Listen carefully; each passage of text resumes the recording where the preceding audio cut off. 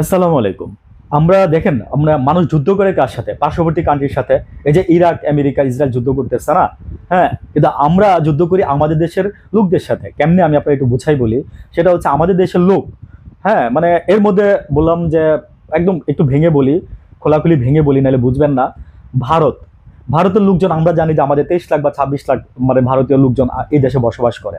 আমাদের বাংলাদেশে কিন্তু এত লোক গিয়ে ভারতে গিয়ে বসবাস করে না। সেটা বৈধ হোক আর অবৈধ হোক। আমরা কিন্তু আপনাদের দেশে গিয়ে থাকি না।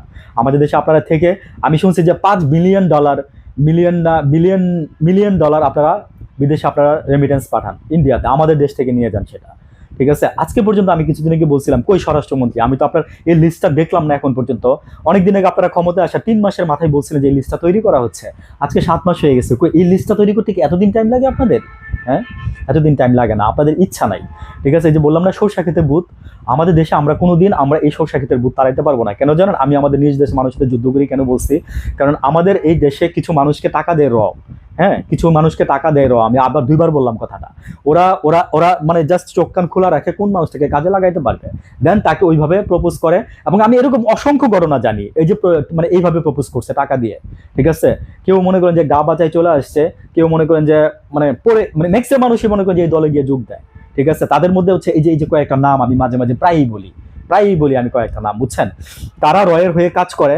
এটা বাংলাদেশের মানুষ যারা রাজনীতিতে খবর রাখে তারা খুব ভালোভাবে জানে এবং তাদেরকে বলে তারা মুখস্থ বলে দিতে পারবে নামগুলো।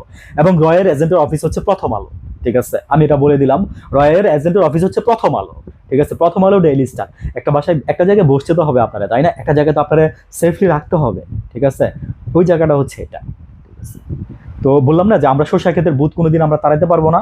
আর এই বাংলাদেশটা আমরা কোনোদিন মানে আমরা আমরা স্বাধীন হয়েছি, আমরা স্বাধীন হয়েছি নামে, আমরা কাজে কোনোদিন স্বাধীন হইতে পারি নাই। কারণ আমাদের এই সংসদ, আমাদের এই যে যে যে যে মনে করেন যে আমাদের যে কি জানি বলে আমাদের যে ইয়েটা, সংবিধানটা লিখে দিচ্ছে কারা? ভারত। ঠিক আছে? আমাদের সংবিধান কেন ভারত লিখবে? আমাদের দেশের মানুষের সাথে কথা কাজের সাথে চাল চলনের সাথে মিল রেখে, আমাদের কালচার কৃষ্টি কালচারের সাথে মিল রেখে সংশোধন বানাবো, আরে সংবিধান বানাবো আমরা। সংবিধানের প্রতিটা ওয়ার্ড দিবে এই দেশের জনগণ। সংবিধানের প্রতিটা ওয়ার্ড দিবে এই দেশের জনগণ। সংবিধানের প্রতিটা ওয়ার্ড লিখবে, সেন্টেন্স লিখবে যে এই দেশের যারা বুদ্ধিজীবী আছে তারা। কেন আমরা ভারত থেকে সংবিধান, ভারত যে সংবিধান দিবে এটা তো করছে মুজিবুর। ঠিক আছে?